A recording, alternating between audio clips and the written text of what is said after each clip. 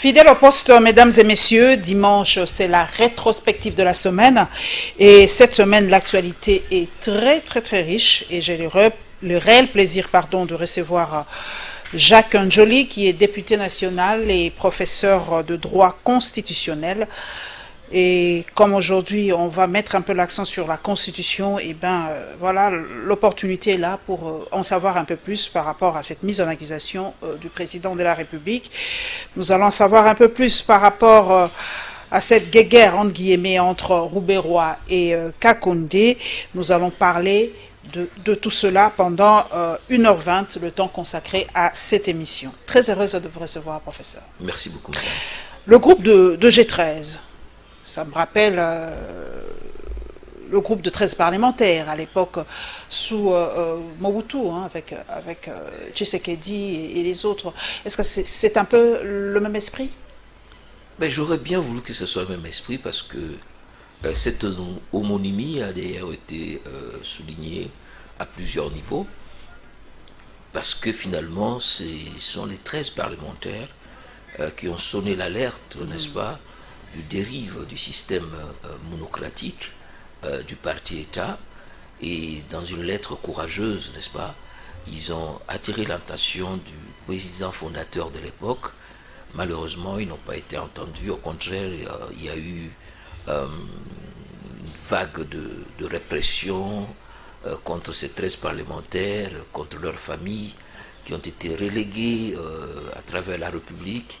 Et finalement, ces 13 parlementaires ont donné naissance à un des premiers partis politiques de l'opposition, l'UDPS, qui aujourd'hui, n'est-ce pas, a un président de la République. C'est donc une très belle épopée de 37 ans d'histoire de notre pays. Mais nous, le 13, nous sommes de modestes citoyens. Bien sûr qu'il y a dans le groupe de députés, mais nous sommes de citoyens.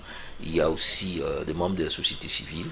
Nous alertons à notre tour sur les dérives de notre système politique, mais surtout le blocage, la crise consécutive, n'est-ce pas, à la mauvaise production des institutions à travers des élections dévoyées. Et nous sommes heureux de constater que il y a l'opinion qui comprend certaines institutions qui nous comprennent, et nous croyons que peut-être pas au niveau de ces 13 parlementaires, mais au niveau de notre propre nos modestes personnes, nous pouvons créer un consensus national sur l'impératif de réformer notre système électoral. Beaucoup disent, professeur Jacques Njoli, que c'est une fuite en avant et que l'autre camp, il y a aussi un camp d'autres personnalités qui disent que non, tout cela doit être discuté dans un cadre institutionnel. Vous fouillez le cadre institutionnel, vous allez causer ailleurs, permettez l'expression, et que vous mettez un peu la charrue devant le bœuf, parce que qui vous dit qu'en 2023 il y aura crise, il y aura dépassement, il y aura... Qu'est-ce que c'était à l'époque encore le mot qu'on employait à l'époque pour les dépassements, ça va venir. Glissement, merci. Qui aurait déjà glissement. Voilà, donc les gens se disent que c'est une fuite en avant, Jacques Njoli. Dites-nous un peu. Non, je crois que c'est ceux qui sont dans cette posture, qui sont dans une forme de déni, de crise dans laquelle nous sommes.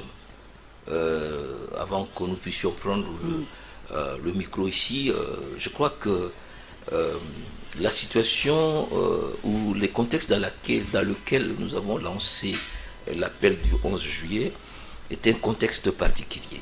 Notre pays, depuis 1960, si vous lisez notre constitution, il est dit que la fondamentalité de notre crise, c'est une crise de légitimité des institutions. Depuis 60. Depuis 60. Et si nous prenons simplement la période post-90, nous avons eu la première élection ou les premières élections démocratiques en 2006. Vous savez dans quelles conditions ça s'est terminé? Il y a eu des proclamations des résultats dans un char. Et finalement, il y a eu tiraillement dans cette ville, échange de coups. Et vous savez dans quelles conditions le président Jean-Pierre Bemba a quitté cette ville. En 2011, j'étais moi-même vice-président de la CENI. Et on vous reproche beaucoup de choses. Hein, oui, tout à fait. Beaucoup de choses. Mais justement, c'est à partir de cette situation et je le fais vraiment avec mon cœur, lorsqu'il n'y a pas consensus, lorsque vous révisez une constitution et que vous organisez des élections précipitées, vous arrivez, n'est-ce pas, à cette situation. 5 ans, c'est précipité, on est en 5 ans. Comment les autres le font? Comment la France font des élections? On est en 5 ans. Les États-Unis, d'ailleurs, c'est on est en 4 ans. Et vous trouvez qu'on est en 5 ans, on ne peut pas organiser calmement les élections dans ce pays? Est-ce que vous m'avez écouté? Je vous ai dit qu'en principe, on doit avoir 5 ans pour préparer les élections. Mais en 2011, nous avons organisé les élections en 6 mois.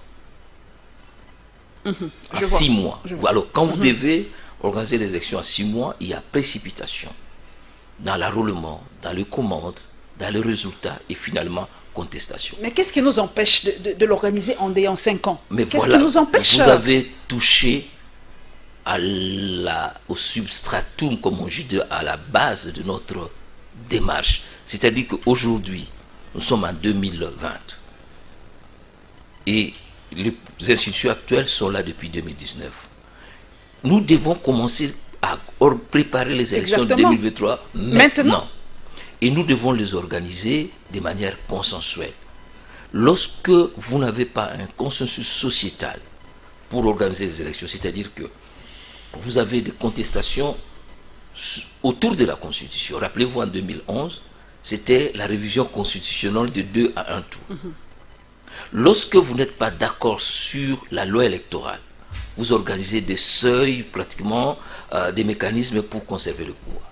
Lorsque vous n'avez pas un financement qui est planifié, lorsque la classe politique n'est pas d'accord sur l'organe, c'est-à-dire la structure de la CENI et les personnes qui vont l'animer.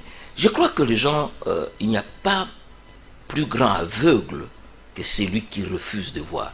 Mais ce qui nous reproche de faire une fuite en avant, mais madame, rappelez-vous la désignation, les conditions dans lesquelles monsieur Ronsard a été désigné. Il y a eu affrontement dans cette ville. Il y a eu de morts. Tout simplement pour ça. Et la crise n'est pas terminée. Mais au-delà de cette crise électorale, il y a d'autres éléments. La crise politique. Cette chamaillerie, vous avez parlé, on va y revenir. Cette guerre entre FCC et CAJ. Des postures, des gesticulations qui empêchent la République de s'occuper sur de vraies questions. En fait, ce n'est pas un problème strictement congolais. Scientifiquement, lorsque les élections ne sont pas organisées dans un contexte où on est d'accord sur le loi électorale, et il y a des conséquences. Donc, quand vous analysez les crises africaines, je ne voudrais pas vous amener au Mali, lorsque vous analysez les crises africaines comme congolaises, sont des crises préélectorales et post-électorales. Donc il faudra que ça s'arrête pour que nous puissions sortir de cette paradoxe ou de cette malédiction d'un État immensement riche avec une population pauvre. Extrêmement pauvre. D'ailleurs, nous allons commencer par ce phénomène qui a repris de plus belle, mesdames et messieurs, à Kinshasa. C'est l'enlèvement au bord de ces véhicules qu'on appelle communément ketch. Sur les réseaux sociaux, moi, personnellement, j'ai entendu et vu de mes propres yeux, en tout cas, une dame qui était violentée dans un taxi et à qui on demandait des choses incroyables, de pleurer pour que sa famille puisse la voir et demander des sous. C'est maintenant comme ça. L'autre son que j'ai entendu, ce monsieur qui demandait $1000 à la famille, la fille a été amenée vers Kinkole, j'ai entendu le son. C'est un phénomène qui a repris des plus belles en tout cas, et je crois que après cela, la police a quand même quelques stratégies pour en tout cas arrêter ce phénomène de kidnapping. Premier dossier, mesdames et messieurs.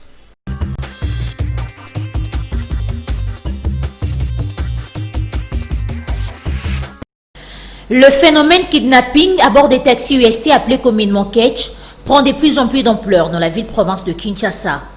La dernière en date est celle d'une jeune femme étudiante de l'IEC dont le relâchement a été conditionné par une amende de $1000 américains par ses kidnappeurs. Face à cette situation, le général Silvano Kasongo annonce la tenue d'une réunion entre la police nationale congolaise et l'autorité des régulations de la poste et des télécommunications pour la mise en place des nouvelles stratégies en vue de mettre la main sur ces malfaiteurs. Au cours d'une interview accordée à Actualité.cd, le général Silvano Kasongo déplore le fait que ces kidnappeurs soient toujours relâchés après leur arrestation. Il a déclaré, je cite, « Nous avons toujours arrêté ces gens, nous les transférerons par la suite au parquet, mais après ils sont libérés. Malgré cela, nous continuons à faire notre travail, les appréhender à chaque fois. » Ces bandits opèrent généralement à bord des véhicules similés en taxi. À première vue, ils paraissent élégants et inoffensifs. Une fois à bord, la victime, souvent femme, est mise à l'aise et accompagnée généralement de 2 autres clients. Quand les taxis arrivent à un endroit jugé favorable par la gang, ils remontent rapidement les glaces du véhicule, bloquent les portières et braquent la victime. Après avoir dépouillé la personne de ses biens, ces bandits contactent ses proches pour exiger une rançon. C'est le cas de ces messieurs qui a été contacté par l'un des malfaiteurs.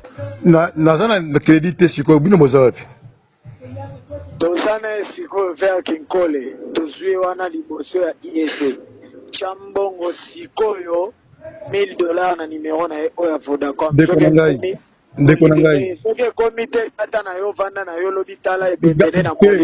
Ne possédant pas le montant demandé, le proche de la victime supplie le bourreau de lui accorder un délai.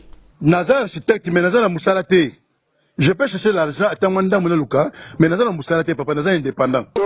10 minutes. Nazana bon côté, papa Nangaï.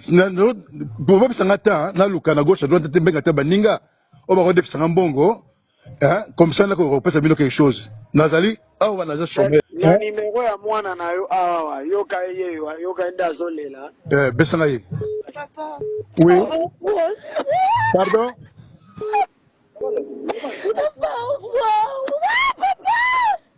Notez qu'il est important de redoubler des vigilances en adoptant des comportements préventifs tels qu'éviter si possible des taxis, surtout à des heures tardives. Dans les cas contraires, restez vigilant à bord d'un ketch et vérifiez que les glaces soient baissées et les portières débloquées.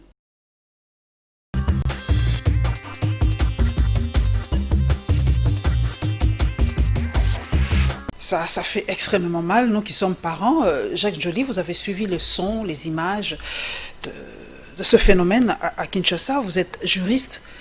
Comment doit-on s'y prendre? Comment porter plainte? Comment faire pour... quand votre fille comme ça est kidnappée, qu'est-ce qu'on peut faire? Qu'est-ce qu'un Congolais lambda peut faire? Madame, la première mission d'un État, c'est d'assurer la sécurité de personnes, de ses citoyens et de ses biens. Si un État ne sait plus assurer cette mission, c'est un État failli, c'est un État en crise, ou c'est un État en coquille ou en pacotille. Alors, nous sommes tous choqués par ce que nous venons d'entendre. C'est quelque chose d'inadmissible. Mais ces phénomènes d'insécurité dans la ville de Kinshasa, nous venons de Lubumbashi, il y a aussi insécurité à Lubumbashi. C'est la bassin plat Lubumbashi, à l'est d'ailleurs, c'est endémique. Alors, depuis plus de 20 ans. Vous avez suivi dernièrement la situation des enfants qui ont été massacrés, attaqués à l'Ituri, ou dans le Touélé lors on va en parler prochainement lors de l'examen dans le processus de Ténafé. Donc la question de sécurité, c'est une question cruciale. Mais lorsque vous analysez cette question de sécurité, c'est suite à la faiblesse de l'État. Vous avez suivi ces parents qui disent que je suis en chômage. Un chômage endémique qui atteint de couches de jeunes. Mais ces phénomènes, ce n'est que la continuation du phénomène Kuluna. Alors, lorsque vous entendez par contre les commandants de la police... Qui dit que ce n'est pas sa faute, eux ils arrêtent, mais ils sont relâchés après Ils sont arrêtés par qui? Ils sont relâchés. Relâchés par qui? C'est ça. Donc, il y a d'autre part une question de la faiblesse de l'outil judiciaire.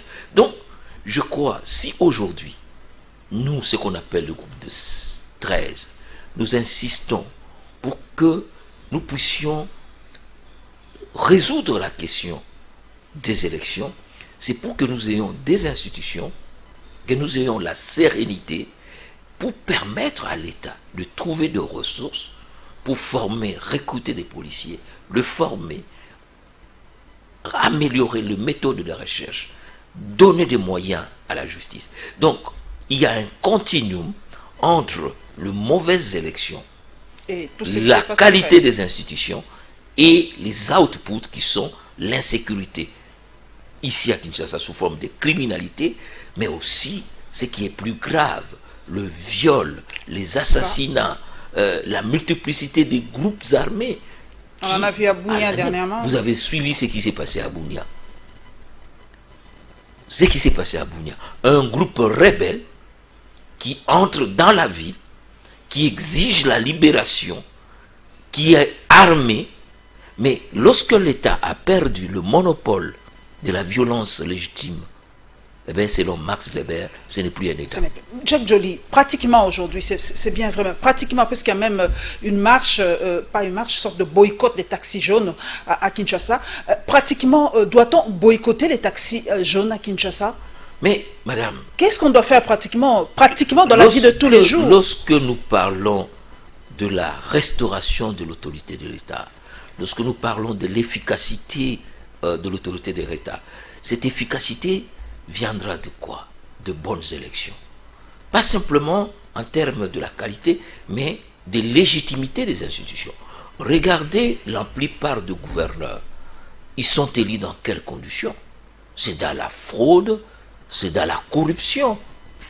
Ce sont des gouverneurs qui n'ont aucune légitimité à part le fait d'avoir donné l'argent aux députés provinciaux. Voilà pourquoi, dans l'articulation de demande de notre groupe, il y a un minimum de réformes liées à la Constitution, notamment sur l'élection de gouverneurs, sur leurs responsabilités. Les taxis jaunes, On en fait quoi? On les boycotte? c'est une opportunité. Nous avions des difficultés de transport et nous avons encore des difficultés de transport en commun. La société qui a été créée, l'esprit de vie, face à l'explosion démographique, n'est pas capable d'assurer le De transport. contenir toute Alors, la ville. Il nous est venu comme une manne du ciel, n'est-ce pas, ce sketch.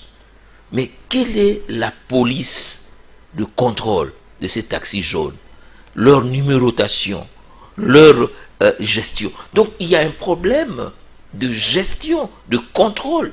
Donc au-delà des moyens à donner à la police routière et de circulation, il y a aussi les contrôles. Il y en a combien? Comment on devient taximan ici? Comment on achète le permis de conduire ici? L'autorisation de transport? Est-ce qu'il y a un registre? Donc tout ça, Qui est ça taximan, montre qui est taximan qui n'est pas dans- taximan. dans la Les ville de taximens de la ville de Kinshasa, de la commune de Gombe, tout cela, il y a Mais il y a absolument quand même une rien. association des chauffeurs de Mais de c'est une Kinshasa. association privée. Mais la gestion De du tout ça. parc, de la mobilité d'une ville, ce n'est pas une affaire de privé. Il faut une politique de mobilité, de gestion de ces parcs automobiles. Ça n'existe pas. Ça Donc n'existe pas. Jean-Tini Ngobila doit savoir il y a Je combien ne de- veux il y a- pas citer le nom. Mais c'est lui le gouverneur. Moi, Mais- j'ose. Moi, je suis journaliste, je Oui. suis à Congo. Jean-Tini Ngobila doit savoir le nombre de taxis jaunes à Kinshasa, leur numérotation, comme a fait Kimbuta à l'époque. Parce qu'on a l'impression qu'il y a une sorte de relâchement. On ne sait plus aujourd'hui qui est taximan, qui ne l'est pas. Est-ce qu'il y a, comme vous l'avez dit, est-ce qu'il y a un registre des taximens connus? Est-ce qu'il y a... Donc, Tout tout ça, ça, il ce faut, sont des problèmes de gouvernabilité. Et le problème de gouvernabilité est lié à la problème de la génétique du pouvoir. Comment on dirige? Est-ce que ces gens sont responsables? Comment on accède à ces Comment on postes-là? accède? La question de l'accès au pouvoir a un impact sur l'action au pouvoir. Exactement. Nous allons d'ailleurs rester dans ce dossier de l'insécurité. Nous avons parlé de ce qui s'est passé à l'est de la République avec les attaques des finalistes dans l'est de notre pays. Évidemment, et la dissertation, ça sera pour ce lundi. Le ministre de l'EPST est descendu dans le Grand Katanga pour lancer le go de la dissertation. Ça sera ce lundi. Et évidemment, beaucoup de gens se posent la question. D'ailleurs, c'est peut-être une question que je poserai à M. Jack Joly. Pourquoi on donne toujours l'avantage au Grand Katanga et on néglige les autres provinces? Parce que beaucoup se disent tous les ministres ne vont qu'au Grand Katanga et pourtant nous avons 26 provinces qu'on semble négliger et on met toujours l'accent sur le Grand Katanga. Deuxième élément, mesdames et messieurs.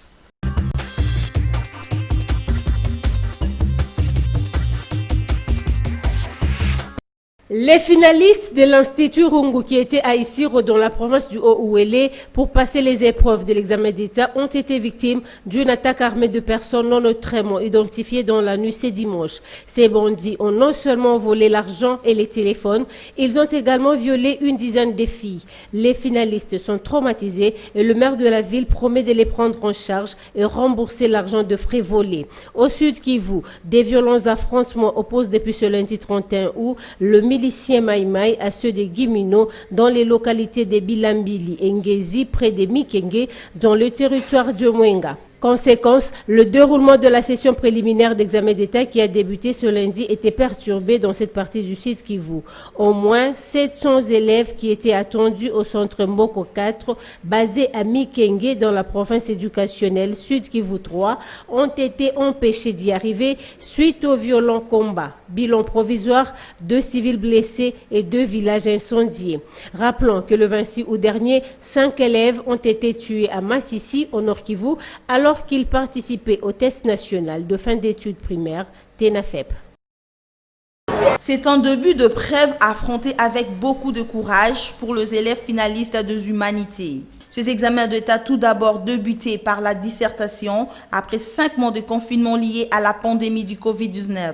Ces élèves se sont dit très satisfaits d'avoir passé leurs examens en toute quiétude en respectant également les gestes barrières. C'est un peu une année différente des autres. On était séparés par les mesures barrières et tout. Distanciation. Il y avait la liberté de faire des examens calmement. On ne nous a pas trop serré, on était à l'aise et tout. Aujourd'hui, on a commencé par la dissertation. Si je dis que les choses ont mal passé, là, je vous trompe. Les choses s'est bien passées. Nous avons gardé la distance. Et puis, nous tous, on avait nos cache-nez. On s'est bien protégés, on n'était pas coincés. C'était une seule personne dans le banc. Malgré le fait que leur connaissance ait été un peu affaiblie par un long moment de congé, ces élèves sont déterminés à affronter leurs épreuves. L'examen d'aujourd'hui n'a pas vraiment été difficile parce que pendant les confinements, nous avons eu du temps à travailler et à s'exercer. Et les difficultés que nous avons rencontrées, nous avons eu 5 mois de repos à la maison, donc 5 mois de rien faire et nos connaissances étaient un peu affaiblies, mais vu les exercices, le travail, nous avons abouti à faire quelque chose de bien. L'examen d'État était vraiment très abordable d'abord, ça s'est très bien passé, pour moi personnellement ça s'est très bien passé et puis on n'est pas trop rouillé avec le confinement, non, ça va en tout cas et tout est toujours dans la tête. Je suis vraiment très content vu qu'on avait déjà perdu espoir, mais maintenant quand même ça va. Notons par ailleurs que le ministre des tutelles a fait la ronde de certains centres de la capitale afin de motiver et encourager les élèves finalistes des humanités.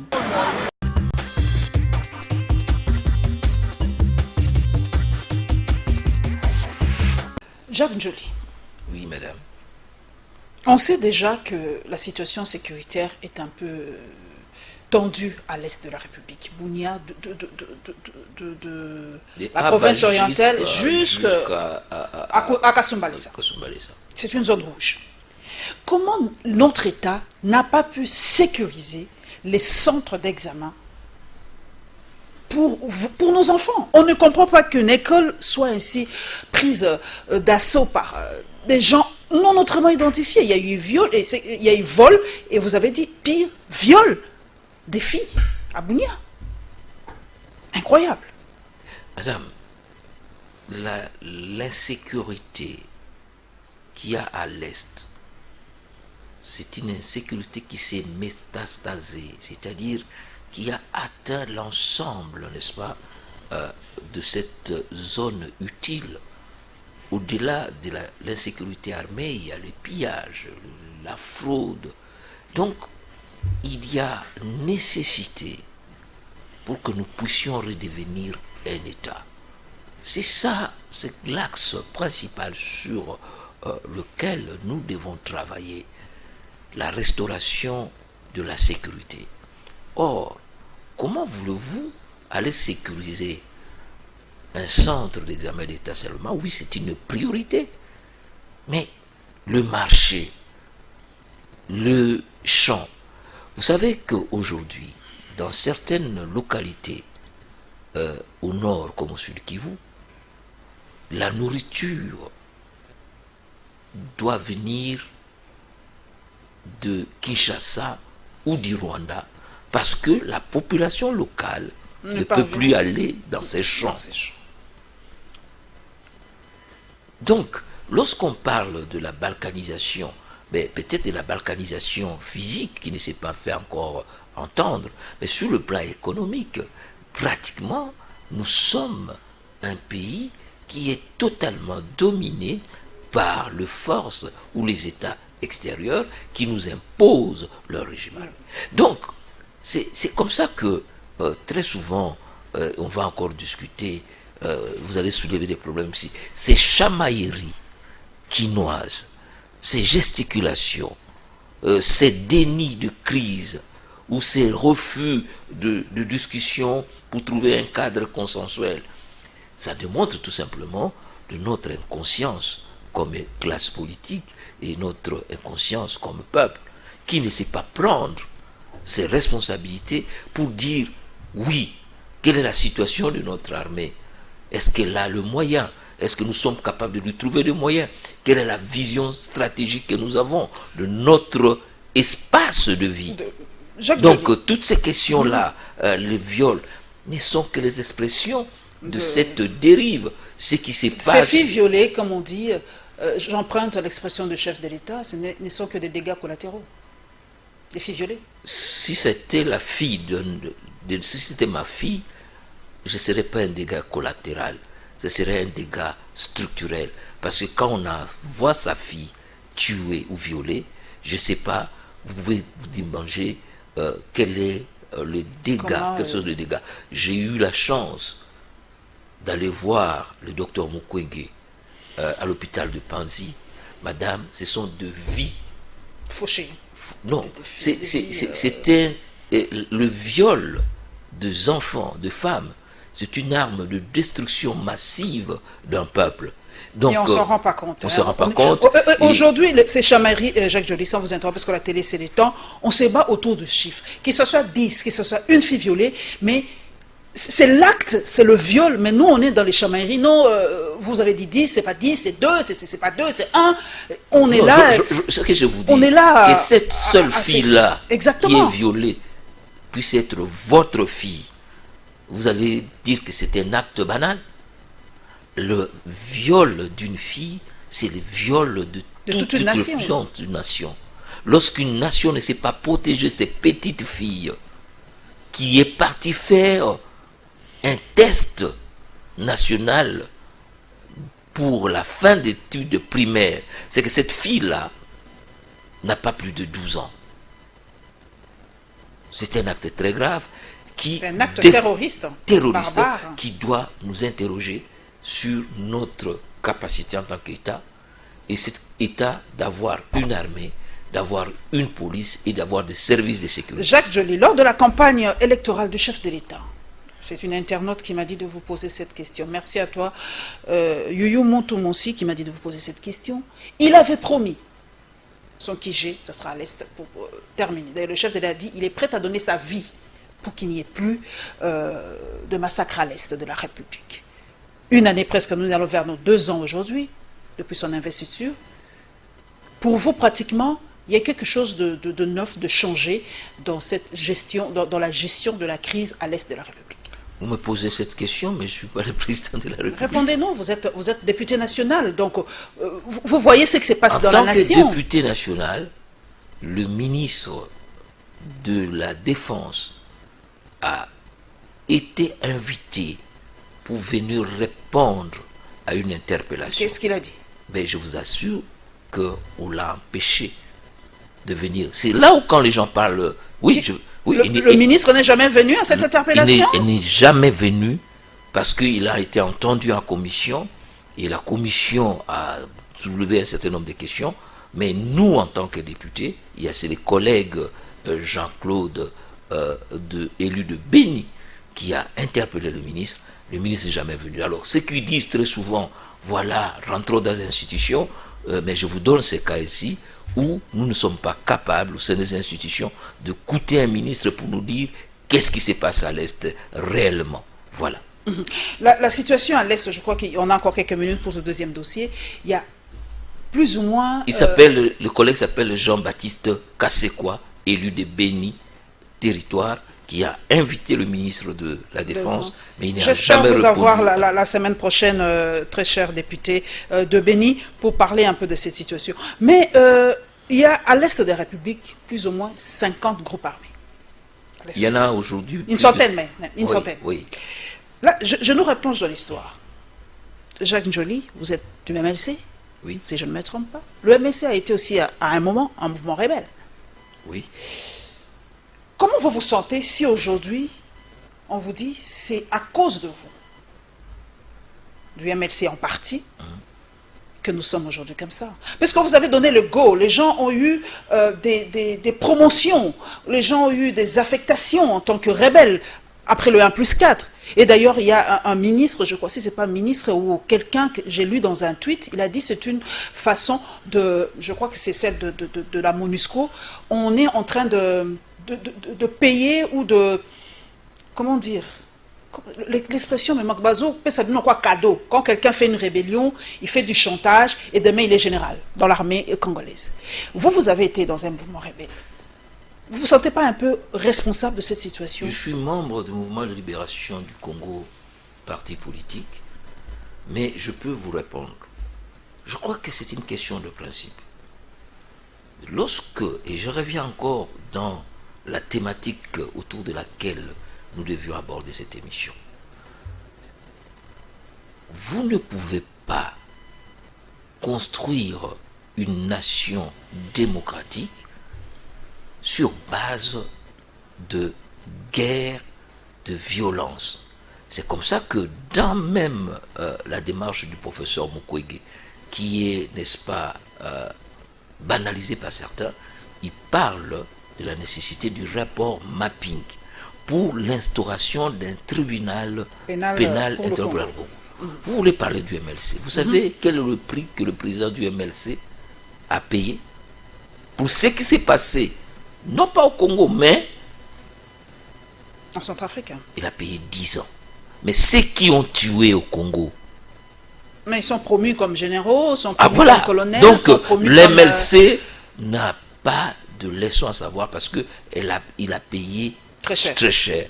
Alors, ce qui s'est passé à Sound City, qu'est-ce qu'on s'est dit? Plus jamais ça. Il n'y aura plus jamais un autre Sound City. C'était l'engagement. Et pour cela, il fallait instaurer un système démocratique qui permet d'avoir des institutions légitimes. Et à partir de ce moment-là, où nous avons des institutions légitimes, nous aurons des institutions efficaces. Et les institutions efficaces vont mettre en place une armée républicaine qui sera, n'est-ce pas, outillée, équipée, formée pour aller restaurer la paix sur le territoire. Or, lorsque vous avez de mauvaises institutions, le pouvoir politique à Kinshasa est concentré dans des postures, dans les chamailleries, comme je dis. Ils n'ont pas le temps de voir le vrai fonction de l'État, à savoir la fonction de sécurisation, la fonction d'allocation de ressources pour le développement, la fonction d'allocation sociale pour le bien-être et la fonction culturelle. Toutes ces 4 fonctions sont avalées par de querelles politiciennes autour de la peur de perdre ou de voilà. Son gâteau. Nous allons parler d'ailleurs du docteur Mukwege, où nous avons déjà fait allusion, qui prône la création de ce tribunal pénal international pour le Congo, notre pays. D'ailleurs, vous avez suivi aussi la réaction de cet ambassadeur rwandais qui dit n'être pas tout à fait d'accord avec les rapports mapping, qui banalise un peu cela. Vous avez suivi aussi comment notre police a chassé ceux qui voulaient protester par rapport à ce tweet de l'ambassadeur rwandais. Je crois que la moindre des choses pour un pseudo-ambassadeur, c'est d'avoir le respect du pays qu'il a pays. Ensuite, les devoirs de réserve. Nous allons en parler. J'espère sincèrement que Madame la ministre d'État va inviter ces messieurs pour lui dire taisez-vous. Ok, nous allons aussi parler de démantèlement ou de dénonciation d'un groupe mafieux par la cellule de communication du gouvernement.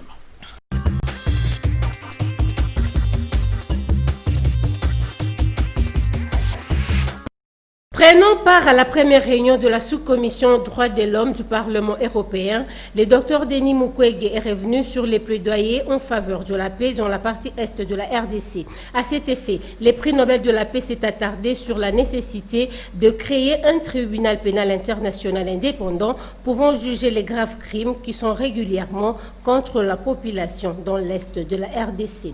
En croire Denis Mukwege, beaucoup de criminels se cachent dans les armées dans leur pays faute d'avoir un tribunal pénal international pouvant permettre à ce que ces criminels puissent être recherchés. Les prix Nobel de la paix estiment qu'il est certain que si aujourd'hui le Conseil de sécurité de l'ONU peut permettre la création d'un tribunal pénal pour le Congo, tous les pays membres des Nations Unies devraient se soumettre et livrer les criminels. Le réparateur de femmes a renchéri qu'une justice pénale internationale permettrait pour le Congo de juger des crimes qui ont été commis par des ressortissants étrangers en RDC.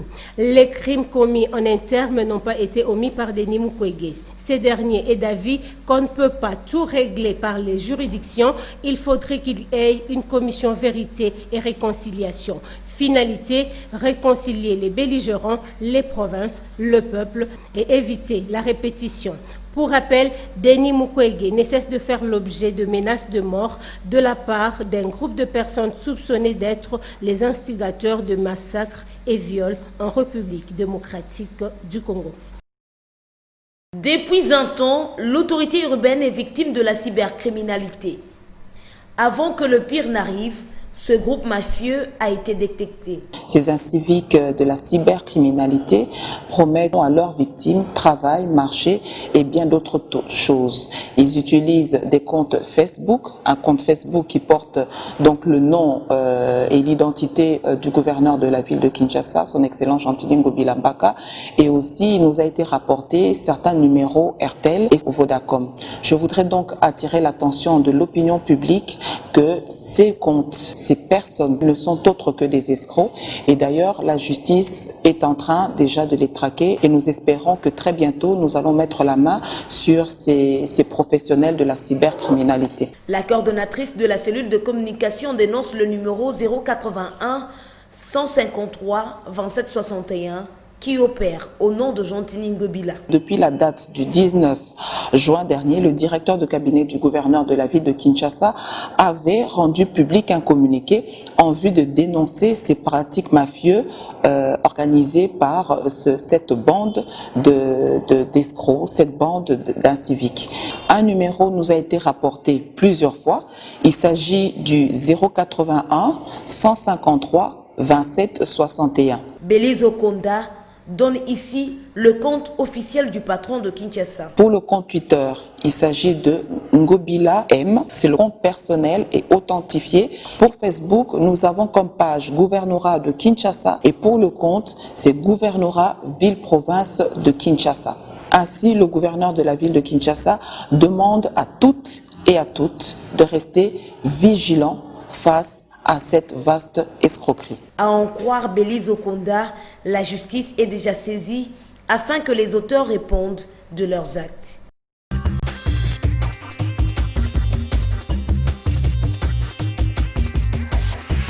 Jacques Njoli, là je m'adresse aux députés. La loi sur la cybercriminalité. Déjà à l'Assemblée nationale? Vous en avez déjà débattu à l'Assemblée nationale, cette loi? Je ne me rappelle pas. Vous savez, je crois qu'il doit y avoir une initiative dans ce sens. Mais aujourd'hui, la criminalité a muté. N'est plus la criminalité, malheureusement encore chez nous, et encore elle est violente. Mais c'est la criminalité à col blanc. Donc il faut adapter le code pénal par rapport à la cybercriminalité, voilà, parce que voilà.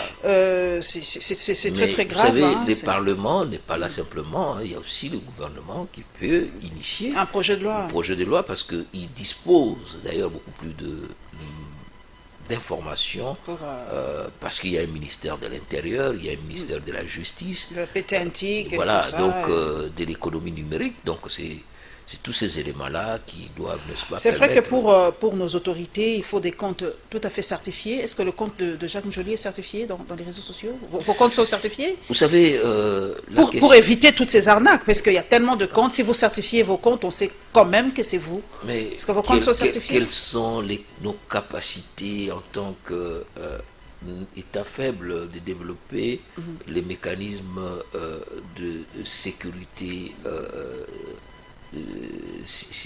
en matière de cybercriminalité. Vous savez, le hackers, comme on les appelle, ils opèrent même dans les réseaux aussi protégés que celui des États-Unis, des Pentagone ou de l'OTAN. C'est tout simplement il faut développer et a fortiori le nôtre, ou même le domaine CD a connu un problème. On ne sait pas où ça se trouve. On me dit deux fois c'est en Afrique du Sud, deux fois c'est en Malaisie, on ne sait pas où se trouve. Voilà, donc il faut y aller avec...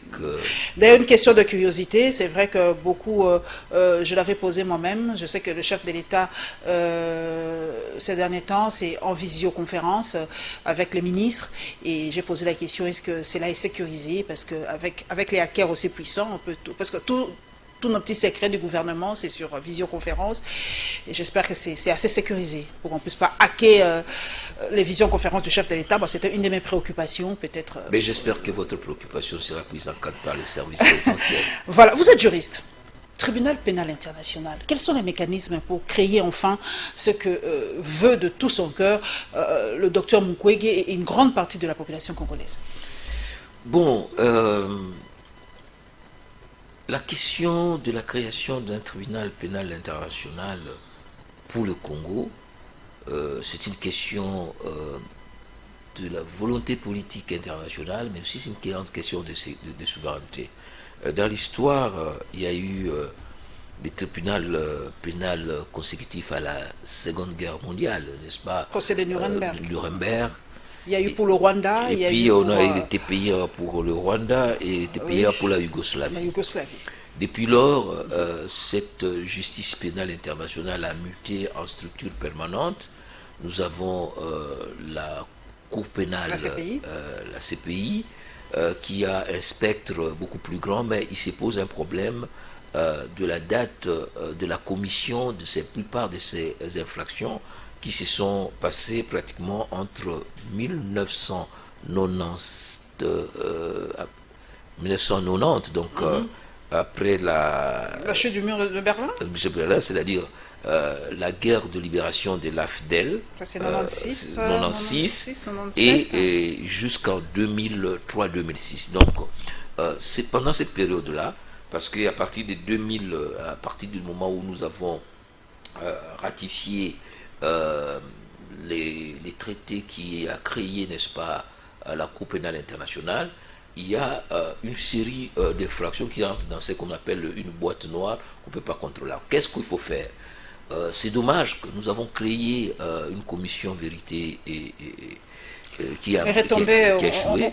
Mais je crois qu'aujourd'hui, lors d'une réunion du Conseil des ministres, le président de la République et le gouvernement se sont prononcés clairement pour la mise en place d'une justice transitionnelle à la République démocratique du Congo. Je crois que la question est prise en charge. Il y avait aussi l'hypothèse de faire des juridictions mixtes, des juridictions congolaises, avec quelques éléments comme ça a été au Cambodge. Je crois que c'est un problème de volonté politique. Est-ce qu'il y a cette volonté froidement, franchement, qui est ce tribunal? Est-ce que les autorités congolaises veulent la création de ce tribunal? Parce qu'il y a un silence total. Jusqu'en 2020. Aucun relais de notre gouvernement. On ne parlait pas, mais je vous dis que lors de nombreuses réunions, l'une des réunions du Conseil des ministres, j'ai entendu que on était d'accord pour l'instauration d'une justice. Mais pourquoi cela gêne-t-il nos voisins, précisément le Rwanda, l'Ouganda? Pourquoi ce tribunal le gêne? Mais personne n'est aveugle pour savoir que l'ensemble de mouvements rebelles qui ont opéré dans notre pays sont des mouvements qui sont venus essentiellement de nos voisins. En ce qui concerne l'Ouganda, par exemple, il y a un jugement de la Cour internationale de justice qui les a condamnés de manière ferme à payer des dommages et intérêts pour leurs actions militaires en République démocratique du Congo.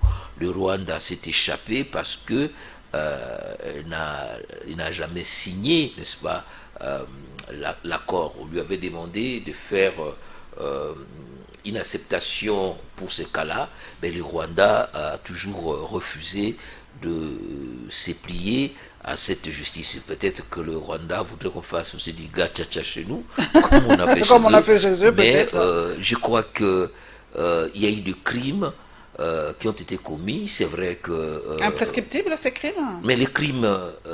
contre l'humanité sont imprescriptibles. Les génocides sont des crimes imprescriptibles. Ce qui s'est passé à Kasika, où on a enterré les femmes vivantes, est-ce que nous devons rester silencieux? Ce qui s'est passé, vous vous imaginez pourquoi le docteur Mukwege en parle? Le docteur Mukwege a été médecin à Luberizi, où il y a eu une première attaque contre la République démocratique du Congo par des troupes venues du Rwanda, et le docteur Mukwege a assisté à l'exécution de malades sur leur lit alors qu'ils venaient de subir les interventions. Donc tous ces crimes-là, il faut qu'un jour ne fût-ce que éclairci et sanctionné s'il faut. Parce que, qu'est-ce qu'il faut dire? Tout crime impuni est une récompense et un encouragement à la commission de notre crime. On a abordé la question de groupes armés ici. Lorsque les gens de Codeco aujourd'hui peuvent venir dans le centre-ville de Bunia et prendre la ville en otage et se faire supplier pour quitter la ville, mais ceux qui n'ont pas pris les armes, qu'est-ce qu'ils doivent faire? Mais on va faire la même chose. Et vous l'avez dit, comment quelqu'un qui était milicien devient général? C'est qu'ils se disent que c'est plus l'échelle, mais l'ascenseur socio-militaire passe par la création de groupes armés. Le mot génocide, c'est peut-être ça le hic, parce que l'ambassadeur, ce fameux ambassadeur du Rwanda, ne veut pas reconnaître le génocide. Et par rapport au rapport Mapping, c'est le mot là. Est-ce que chez nous, c'est vraiment un génocide? C'est peut-être le mot qui fait... Mais on connaît le génocide arménien, on connaît le génocide, même en Arménie, les Turcs n'en veulent pas, ils n'acceptent pas le génocide arménien. On connaît le génocide en Namibie, du peuple namibien, qui a été reconnu que... ici, il n'y a pas très longtemps par l'Allemagne. L'Allemagne a fini par reconnaître le génocide du peuple en Namibie. Et chez nous, pourquoi le génocide congolais ne passe pas? Pourquoi on ne veut pas reconnaître qu'il y a génocide chez nous? C'est vrai qu'on parle de 6 millions de morts, d'autres qui nient, qui ne nient pas, mais il n'y a qu'un tribunal qui pourra statuer sur ça. Statuer sur le fait, c'est-à-dire des attaques contre un peuple pour des motifs de race, des tribus, d'origine ou autre. Donc les crimes de génocide comprennent un certain nombre d'éléments constitutifs. Que nous ne présentons pas. Donnez-nous un élément que nous, on n'a pas. Non, mais comment... Génocide, c'est par rapport à la race, si je ne me trompe pas, à la race, à la religion, au sexe ou quelque chose comme ça. À la tribu, lorsqu'on parle du génocide de Tutsi. Ça, c'est un génocide, c'est reconnu. Voilà, oui, c'est que il y a eu des attaques systématiques sur les Tutsis contre le Tutsi. Et nous alors? Mais c'est à nous de démontrer, et je crois que c'est le travail du rapport Mapping, où autour de questions qui se passent à l'Est, dans cette complexité d'un conflit à la fois local et régional, où il y a des problèmes de terre, eh bien, il faut restaurer la vérité. C'est pourquoi, lorsque vous écoutez le docteur Mukwege, il dit, à la fois, il y a un travail de justice, mais la justice transitionnelle comprend aussi l'élément restauration de la vérité. Nous allons aller à la présidence, mesdames et messieurs. Vous savez que ces derniers temps, c'est l'accusation contre le président de la République qui est vraiment à la une. Nous allons avoir la réaction politique de l'UDPS et la réaction de député provincial Jean-Claude Mvouema par rapport à la démarche de M. Fayoulou et de M. Ngod.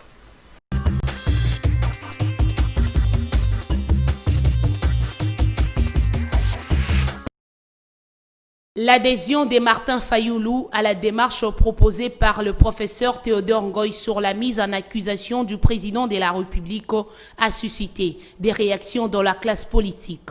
Du côté de l'Union pour la démocratie et le progrès social, Didier Kaninda accuse Martin Fayoulou et Théodore Ngoy d'être instrumentalisés par un groupe de gens du Front commun pour le Congo. Selon ces communicateurs du cash, en nommant les juges de la Cour constitutionnelle à la Cour de cassation, le chef de l'État n'a violé aucune loi de la Constitution. Leur démarche était non-événement. Oui, nous sommes en coalition avec les FCC. Nous sommes en train de gérer la République ensemble. Alors, il y a un groupe de gens du FCC qui, à la place d'être ouvert, et utilise une main noire, une sous-traitance politique, qui sont des Lamouka. Rappelez-vous, ils ont utilisé l'honorable Jean-Jacques Mamba pour la destitution du président Jean-Marc Abounds. Et maintenant, là, ils doivent utiliser les faibles maillons. Maintenant, ils utilisent Martin Fayoulou. Mais nous savons comment ça va finir. Nous savons que ça ne va pas du tout aboutir, cette histoire-là. Vous verrez. Et que ça ne va pas aboutir parce que le chef de l'État n'a violé aucune constitution. Qu'ils nous disent au moins quel article a été violé. Ils ne nous disent pas sur les 229 articles de la Constitution. Ils ne nous disent pas. C'est pourquoi nous disons que c'est un non-événement. Nous nous battons pour relever les pays. Nous nous battons pour les social du peuple, surtout après cette crise des coronavirus. Pour rappel, c'est depuis le 23 août dernier que le professeur Théodore Ngoy appelle le Parlement à mettre le président de la République en accusation pour violation intentionnelle de la Constitution. Cet acharnement vis-à-vis de la République démocratique du Congo, comment ça peut être exagéré, hein? Quand vous voyez le président Théodore Ngoy et le président Martin Fayoulou faire une interview commune, exiger la destitution du président de la République, on se pose bien de questions. Ce qui est plus surprenant, c'est que Martin Fayoulou, qui n'a jamais reconnu la Cour constitutionnelle, qui n'a jamais reconnu la justice congolaise depuis les élections de décembre 2018, et ce jour, il reconnaît qu'ils doivent introduire une assignation auprès de la Cour constitutionnelle. Plus grave, il n'a jamais reconnu l'Assemblée nationale ainsi que le Parlement actuel, et qu'il faudrait qu'il puisse appeler à vouloir décider pour la destitution du chef de l'État. Où allons-nous? Fayoulou était avec nous pendant 18 ans. Nous avons cherché par tous les moyens à démettre M. Joseph Kabila. Nous n'avons jamais cru. Bien sûr, à part son épisode PPRD, mouvance présidentielle de 2007 à 2011, il est venu nous rejoindre en 2012. Nous avons toujours fait cela. Combien de fois on a tenté de destituer M. Kabila à travers l'ancien procureur général de la République, Flori Kabange? Que niet! Alors aujourd'hui, c'est la même personne.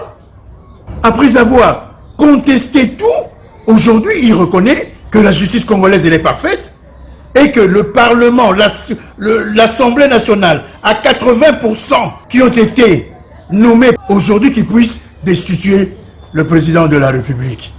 Je ne suis pas de la MOCA depuis novembre 2019. Je suis président du MPCR, Mouvement du peuple congolais pour la République, membre de la plateforme Ensemble et l'AMK. Donc je parle en tant que quelqu'un qui ne peut plus assumer ce genre de choses. Je ne suis pas avec Félix Tshisekedi, je ne serai jamais avec lui. Parce que si je suis avec Félix Tshisekedi, je suis avec Kabila. Alors à quoi a servi mon combat? C'est pour cela, tout simplement, nous voulons que 2023 arrive afin que nous puissions nous battre à la régulière et celui qui va le remporter le fera. Et non commencer à vouloir dire le contraire. Alors à quoi ça sert qu'il se proclame encore président élu dès lors qu'il reconnaît la justice congolaise ainsi que le Parlement congolais? Donc je crois que dorénavant, M. Fayoulou ne pourrait plus utiliser le terme de président élu, tout simplement parce qu'il vient de reconnaître ça. C'est pour cela que je dis clairement que je m'assume et je ne peux pas accepter que certaines personnes puissent venir déstabiliser la République. Le camp de M. Kabila n'attend que ça.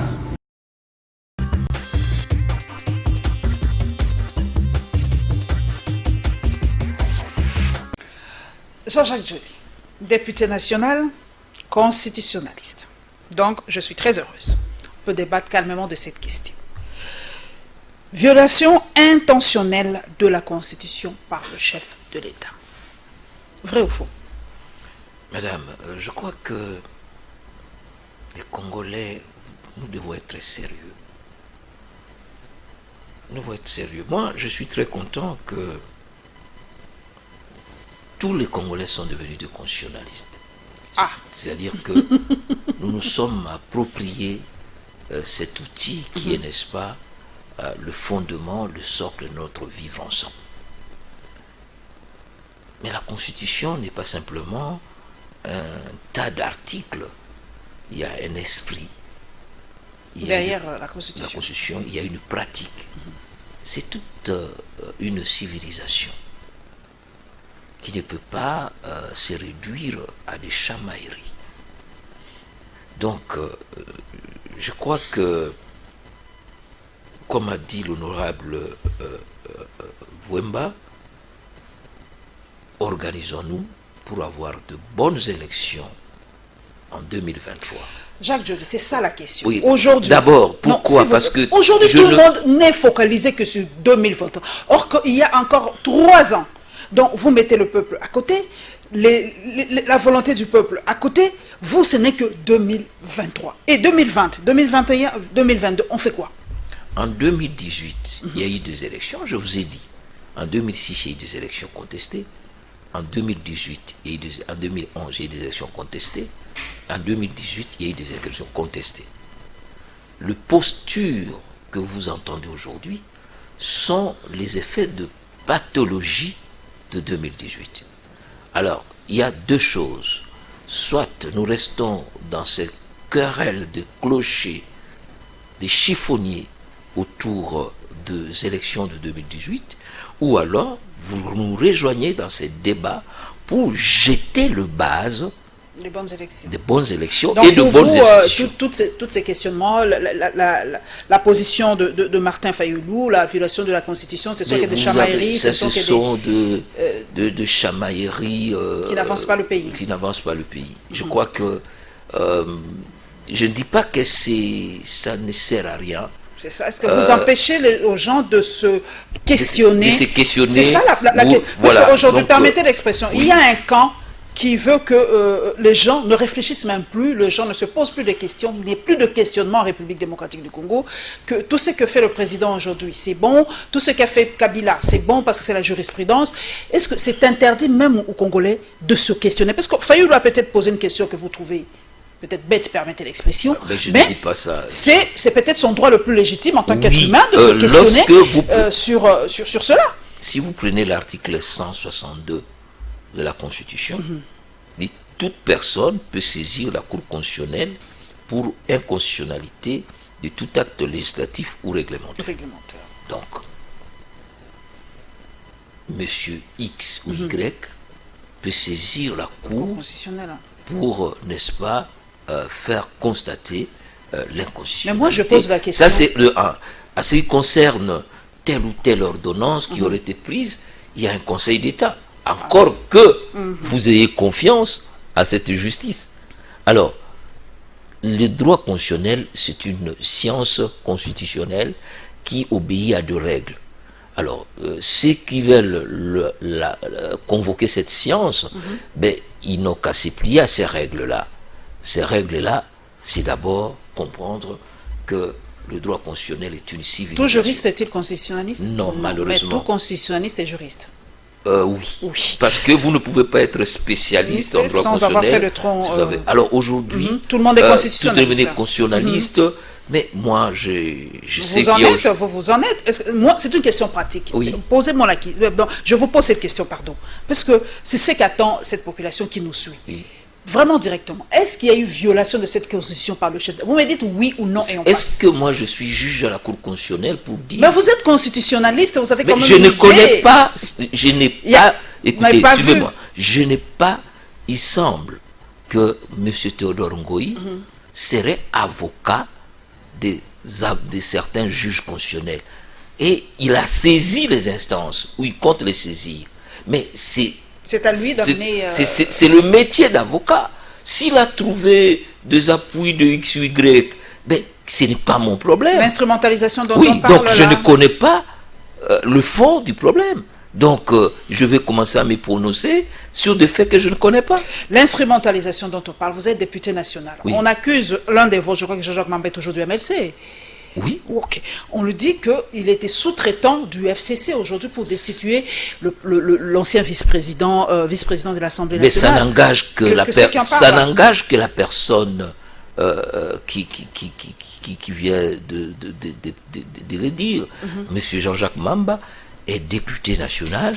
Il a la liberté de demander ou d'exiger des explications à son vice-président sur une déclaration, et le règlement intérieur n'interdit pas à Mamba d'exiger d'initier une pétition contre ça. Ce sont des règles élémentaires de droit parlementaire. Si quelqu'un dit qu'il a été instrumentalisé, ben c'est à lui d'assumer ses propos, c'est pas à moi. Est-ce que les actes de Martin Fayoulou et de Théodore Ngoï, est-ce que c'est une façon de déstabiliser la République? C'est une déstabilisation de la République? Ça, ce sont des élucubrations qui n'ont aucun intérêt dans les débats que nous avons. Donc, déstabiliser la République, c'est quoi? Ne pas déstabiliser la République, c'est quoi? Je vous dis, ceux qui ont des appréhensions sur des actes posés par X ou Y, dans un état de droit, il y a des mécanismes de droit pour contester. J'ai un juriste avec moi, je profite de l'occasion pour poser cette question. D'outrage au chef de l'État. Vous êtes aussi député. C'est quoi un outrage au chef de l'État? Parce qu'aujourd'hui, c'est tout le monde. Vous émettez une opinion contraire au chef de l'État, outrage au chef de l'État. Ça commence où, ça se termine où, outrage au chef de l'État? Dans une démocratie, il faut faire attention. Vous savez, il faut dire quelque chose. L'arsenal pénal que nous avons, c'est un arsenal qui est le fruit d'un modèle de gestion de type autocratique. Vous savez, autant on a supprimé la Cour de sûreté de l'État, mais autant notre code pénal n'a pas été nettoyé pour être adapté à un ordre public pénal de type d'un État démocratique. Et c'est tout le travail qu'il faut le faire aujourd'hui pour savoir c'est quoi l'outrage, c'est quoi la liberté d'expression, quelles sont les limites de la liberté d'expression, pour qu'on ne tombe pas dans une sorte de crimes de lèse-parole, mais tout en gardant... Encore une fois, je voudrais vous dire, le droit constitutionnel, c'est un droit de gens civilisés. C'est-à-dire, lorsqu'on appelle quelqu'un honorable ou excellence, ben c'est qu'il se comporte comme un honorable et une excellence. Le droit constitutionnel, ce n'est pas le droit pénal des voleurs. Bon, dans le droit pénal, il y a trop de voleurs, et c'est un droit qui est une forme de charcuterie où on arrête tel ou tel. Le droit constitutionnel, c'est un droit civilisé. Malheureusement, lorsque la politique est infestée par des personnes qui n'ont pas d'honorabilité ni de civilisation, ben on arrive à des propos totalement déplacés. Mais pour y arriver, je crois qu'il faut ramener le jeu constitutionnel vers la sérénité, vers la consensualité, vers l'apaisement. Tout ce que nous voyons aujourd'hui, ce sont les pathologies, l'expression d'une pathologie d'un régime politique qui fonctionne en termes de pollution et de dévoiement. Voilà, nous allons aller vers l'avant-dernier dossier. Nous allons parler de l'ONIP. Cette guerre, toujours, j'emploie votre mot, cette chamaillerie entre Robert Roy et Kakonde. Qui a le droit de gérer l'ONIP? Parce que là, c'est une question sensible, c'est la population. Qui est congolais, qui ne l'est pas? Parce que moi, depuis 1997, je n'ai plus ma pièce d'identité. Oui, donc, est-ce que qui me dit que je suis congolaise? Voilà, donc c'est une grande question. D'ailleurs, ma fille m'a posé la question, mais maman, moi, depuis que je suis née, je n'ai pas une pièce d'identité. Ben, qu'est-ce que vous voulez que je fasse? Donc, et la réaction politique par rapport au dossier Matata Pogno.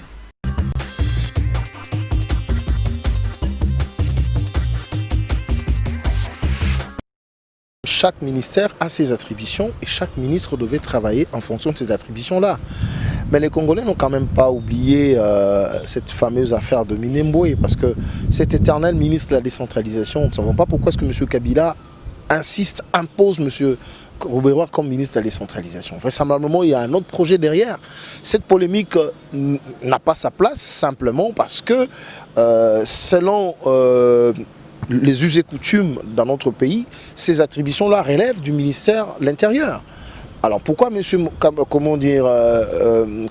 Rouberois insiste sur ça, nous ne comprenons rien. Vous savez, lorsque le président de la République a pris une ordonnance organisant le gouvernement, elle a été cette ordonnance assortie d'une autre ordonnance portant attribution des ministères et donc le job description de chaque poste avec ses responsabilités. La question en principe est réglée à ce niveau-là.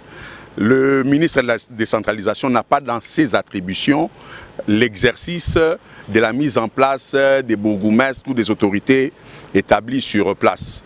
Il revient au ministère de l'Intérieur cette responsabilité-là. Mais ce qui fâche, ce qui étonne, ce qui attriste même, c'est que ce sont des matières qui sont censées être débattues en Conseil de ministres.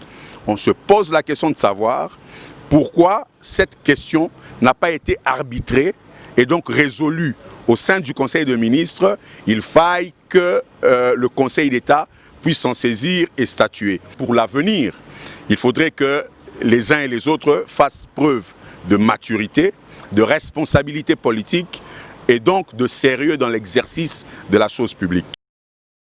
Et pourtant indexé dans les dossiers Bukanga Lonzo par une certaine opinion nationale et internationale, l'ancien Premier ministre Matata Ponyo vient de saisir l'inspection générale des finances pour enquêter sur cette affaire.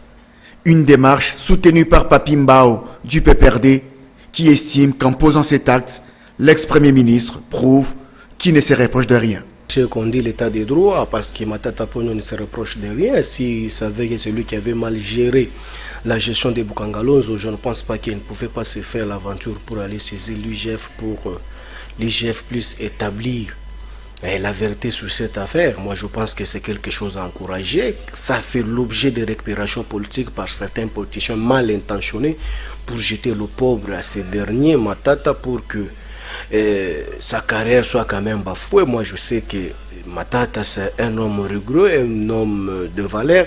Je pense que comme il a saisi IGF doit faire son travail et puis établir la vérité sur la place publique. De son côté, Jean-Baptiste Kankonda du CAJ soutient que Augustin Matata Ponyo fait une fuite en avant. Ça fait quelque temps que M. Matata Ponyo fait une fuite en avant. Il est en train d'essayer de faire comprendre à qui veut le comprendre qu'il n'a rien à se reprocher à ces grands dossiers de Bukanga Lonzo. Il faut vous rappeler qu'il était le Premier ministre, chef du gouvernement. Il avait les responsabilités parmi les gens qui ont essayé à ce que le projet de Bukanga Lonzo puisse être applicable. Il y a eu des fonds, il y a eu des contrats qui ont été signés et nous connaissons bien les clauses de tous ces contrats. Signalons par ailleurs que le ministre de la Communication et Médias a déclaré que la saisine de l'IGF ne se fait pas de cette manière-là. Matata Ponyo n'est pas encore mise en cause sur le plan judiciaire. Pour Jolino Makelele, la certitude est que le gouvernement n'a pas l'intention de faire de Bukanga Lonzo un dossier politique.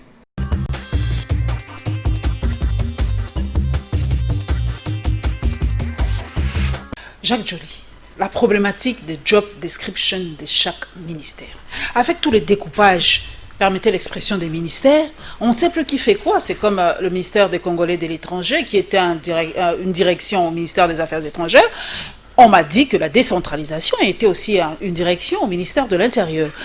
Mais non, qui a quoi, qui fait quoi dans cette histoire de décentralisation, de la nomination par exemple des bourgmestres, du dossier ONIP? Qui fait quoi dans tout ça? Mais madame, je crois que quelqu'un a dit qu'on peut s'attrister, tout comme on peut sourire. Mais je crois que ce pays a un texte constitutionnel et des textes qui organisent ou qui répartissent les attributions au sein du gouvernement. Le gouvernement, c'est le Premier ministre, n'est-ce pas, qui est le chef du gouvernement. C'est lui qui doit faire les arbitrages. Donc si, comme l'a dit quelqu'un, on doit aller au Conseil d'État pour simple c'est tout simplement ridicule. Mais je voudrais plutôt qu'on oublie ces gesticulations et ces chamailleries pour entrer à l'essentiel. Et c'est ce que vous avez dit au début. Comment un pays, plus de 60 ans après, ne dispose pas d'un fichier d'identité nationale, c'est-à-dire que nous ne connaissons pas combien nous sommes. Or, toute politique publique, toute planification, toute gestion, même des questions de sécurité, autres, et toutes ces questions sont régentées par l'intelligence et la politique démographique. Je vais vous donner un cas qui m'a été donné par un collègue professeur. Vous achetez 1000 bus esprit de vie pour combattre l'esprit de mort. Mais c'est pour quelle population? On ne sait même pas combien nous sommes dans la ville de Kinshasa. Cette population va avaler l'esprit de vie et l'esprit de mort va ressusciter. Donc, il est important que nous puissions prendre à bras le corps cette question, non pas dans les chamailleries. Et voilà pourquoi, dans les travaux du groupe de 13 parlementaires, nous avons 4 axes dans notre action. Il y a les aspects constitutionnels qu'il faut toucher, et parmi ces aspects, il y a l'impératif de rationaliser notre décentralisation. Il y a trop de niveaux de décentralisation. C'est une décentralisation à spaghetti qui ne pourra pas fonctionner. Les élections locales risquent de nous donner plus ou moins 11 800 élus que nous ne serons pas payés. Oh là là. Donc, nous allons avoir plus ou moins 7 800 conseillers des secteurs et des chefferies. Déjà, nous ne sommes pas capables de payer les députés provinciaux. Nous allons avoir plus ou moins 2233 conseillers communaux. Nous allons avoir plus ou moins 622 maires, bourgmestres et autres. Donc, si nous prenons simplement un minimum de $500, on arrive à un montant qui avoisine 80 millions de dollars par mois. Si vous divisez ça par 12 et le frais de fonctionnement des conseils municipaux, ça ne marche pas. Donc, au lieu de se débattre sur savoir quelle est ma compétence ou autre, il faut d'abord réfléchir sur la rationalité de l'autre. Deuxième question importante, qui est peut-être liée aux élections, mais qui est liée à la gouvernance globale de notre pays, la question de l'identification des recensements des Congolais. Depuis plus de 40 ans maintenant, on n'a plus fait le recensement général de l'habitat et de la population. Donc, nous ne connaissons pas combien nous sommes. Et surtout qui est congolais. Parce que beaucoup de gens se posent la question, voilà. Jacques Joly, pourquoi cet éternel ministre de la décentralisation n'est que Azarias Arouberois? Ça fait tiquer parce qu'on se pose la question s'il n'y a pas un agenda caché. Parce que ça fait, vous avez dit, 40 ans, pas de recensement, rien, on n'a pas de nos cartes d'identité, il n'y a rien du tout. Mais ce monsieur, depuis 2000, après 1+4, je crois, il est toujours là. Sécurité, décentralisation, est-ce qu'il n'y a pas un agenda caché? Il faut poser la question à la direction politique du FCC cash et au Premier ministre et ceux qui l'ont nommé. Moi, je ne peux pas répondre. J'ai beaucoup d'amitié vis-à-vis de M. Roubero, mais je ne sais pas pourquoi il est là. Je ne peux pas répondre. Nous allons terminer carrément, mesdames et messieurs, par parler un peu de nous, de la conférence de presse de l'UNPC. Vous le savez que d'ici là, le congrès de l'UNPC se tiendra à Mwanda, dans le Congo central. Je vous en prie. Sur la question de l'ONIP.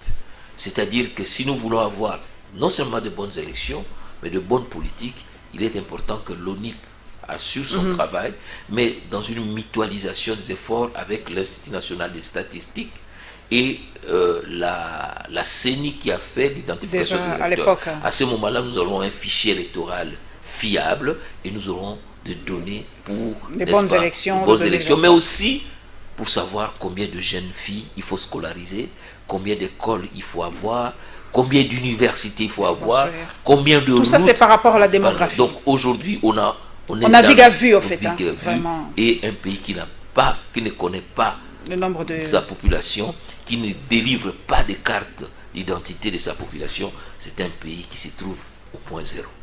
Mon Dieu, trop fort. Nous allons terminer par cette conférence de presse de l'UNPC, comme je le disais tout à l'heure. D'ici là se tiendra le congrès de l'UNPC à Mwanda, financé par la fondation Denise Nyakeru et la marche du mouvement citoyen.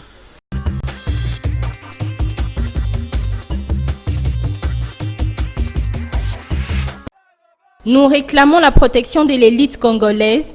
Nous demandons l'expulsion de la RDC de Vincent Karega et la sécurisation du prix Nobel de la paix, le Dr Mukwege. Pouvons-nous lire sur les banderoles des activistes de mouvement pro-démocratie. Tous réunis à 10 h de Kinshasa, devant la cour de cassation située dans la commune de la Gombe. Ces mouvements citoyens ont débuté leur manifestation par l'hymne national et quelques mots de réconfort de la part de leur leader, qui revient sur l'objectif et la motivation de cette activité. Nous sommes venus ici pour plaider notre cause par rapport à ce qui s'est passé à Kisaku. L'homme en question qui était la machine à tuer est devenu aujourd'hui ambassadeur du Rwanda dans la République démocratique du Congo. Et nous venons demander une expulsion immédiate de la personne en question parce que la personne a commis des crimes contre l'humanité. Il a tué, il a violé. Il a massacré des gens. Et ces concitoyens-là sont nos frères congolais. Voulant se rendre à l'ambassade de Rwanda où leur mémo serait lu, les manifestants ont été dispersés par la police qui a recouru au gaz lacrymogène et à l'arrestation des activistes.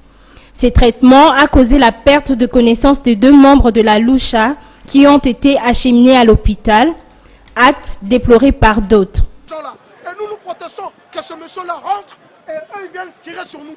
C'est totalement inacceptable.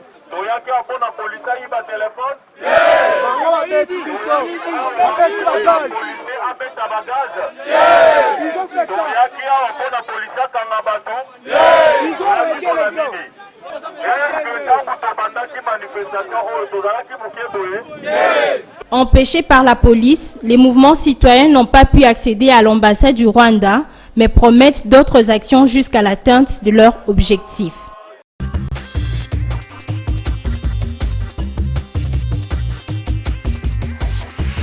Jacques Njoli, nous sommes en train d'atterrir. Mais une question quand même qui a un peu choqué beaucoup de Congolais. Pourquoi on a chassé, comme des vulgaires voleurs, les mouvements citoyens qui protestaient pour une cause que estimaient noble quand même? Tout le monde a été choqué par les tweets de l'ambassadeur. Pourquoi empêcher les Congolais de s'exprimer face à des propos qui les ont choqués, qui les ont blessés? Non, je vous ai dit à un certain moment, l'ensemble de notre appareil étatique a un logiciel de modèle de type autoritaire ou autocratique et non libéral. Notre police n'est pas très outillée en matière, n'est-ce pas, de gestion de manifestations démocratiques. Mais la police, en fait, n'est que l'expression de l'autorité politique. Donc, une même manifestation contre un ambassadeur qui se livre à des propos obscènes, irrespectueux vis-à-vis de notre République, de jeunes qui vont sans violence, je ne comprends pas pourquoi il faille le chasser avec des gaz lacrymogènes. Et je crois qu'il faudra que l'inspection générale de la police puisse tirer les oreilles des responsables de la police sur, ou alors former ces policiers. Nos policiers ne sont pas formés, et malheureusement je dois le dire, dans ce qu'on peut appeler une police civilisée. Je vois, il y a des manifestations qui tiennent de temps en temps, mais je ne peux pas comprendre cela. Et en ce qui concerne cet ambassadeur, Vincent Karega, il ne faut pas oublier qu'il a été expulsé de l'Afrique du Sud. Le Congo n'est pas une poubelle pour recevoir n'importe quel ambassadeur. Je l'ai suivi dans ses tweets, il persévère, je le suis même sur RFI, je crois que il a encore persisté.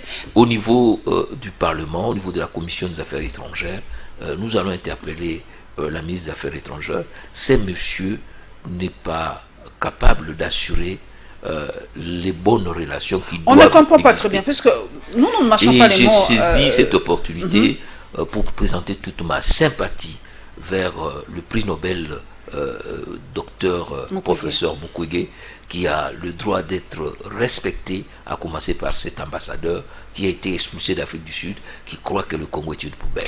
C'est parce que nous donnons cette impression, parce que vous imaginez, 2 poids 2 mesures, quand un journaliste d'une chaîne étrangère de LCI à l'époque avait tenu des propos outrageants par rapport au chef de l'État, ben, le ministre a écrit toute une lettre pour demander je ne sais pas moi quoi, et puis il s'est excusé pour les propos. Mais par rapport à ces propos qui touchent à la chair des Congolais, silence du ministre des Affaires étrangères, et ce qui a étonné plus d'un, le lendemain, eh ben, il a été reçu par le chef de l'État, ça a choqué plus d'un, parce qu'on ne comprend pas très bien. Et ceux qui disent que ces messieurs se permettent de dire que les Congolais n'ont pas le pouvoir de le faire, de le faire chasser, exactement. Je trouve ça choquant, et j'espère que le ministère des Affaires étrangères va assumer ses responsabilités. Et il ose dire que le problème congolais doit être jugé ou parlé lors de ce sommet, de ce fameux sommet que le chef de l'État organise incessamment entre le Burundi, le Rwanda et la tripartite. Il a dit c'est là où ça doit se parler. Et pas, il nous impose, lui, sa vision des choses. Voilà, c'est incroyable dans ce pays. Comme dans un pays conquis et occupé. Exactement. Et j'espère que toutes les leçons, je crois que ce monsieur n'est pas à sa place. Voilà, juriste, vraiment nous sommes en train d'atterrir. L'UNPC, financé par la fondation Denise Nyakeru, bonne chose, mais les gens se disent, ben, pourquoi? Parce que la presse est censée être le 4e pouvoir, libre de ses positions, de ses opinions. Si le Congrès est financé par Madame Denise, est-ce que les journalistes congolais auront encore la force d'analyser froidement rapport à... Je parle à un juriste, par exemple. Le délit de presse, par exemple. La question n'est pas juridique, la question est éthique et déontologique. Donc il faut demander à M. Kasonga Chilunde. Mais je crois que même vous là-bas, vous êtes frappé par le syndrome de conservation éternelle du pouvoir. Merci beaucoup. Merci, tout a été dit. Kasonga Chilunde, tout a été dit. Syndrome de vouloir conserver le pouvoir. J'espère qu'à Mwanda, la solution va se décanter et que voilà, ça va bien se passer là-bas. Merci à vous, mesdames et messieurs, pour votre fidélité à cette émission. Merci à Jacques Njoli d'être passé à la barre. L'expression est consacrée. Merci à toute l'équipe technique. Merci à Clovis Odinga qui a tenu de mettre les caméras et à Freddy Kipimo à la régie. Merci à tous mes followers dans les réseaux sociaux. Merci à tous les spectateurs et téléspectatrices de Congo Web Télévision. On se retrouvera avec le même plaisir le dimanche prochain. Et merci à celle qui m'a habillé ce dimanche, Karine Kandou.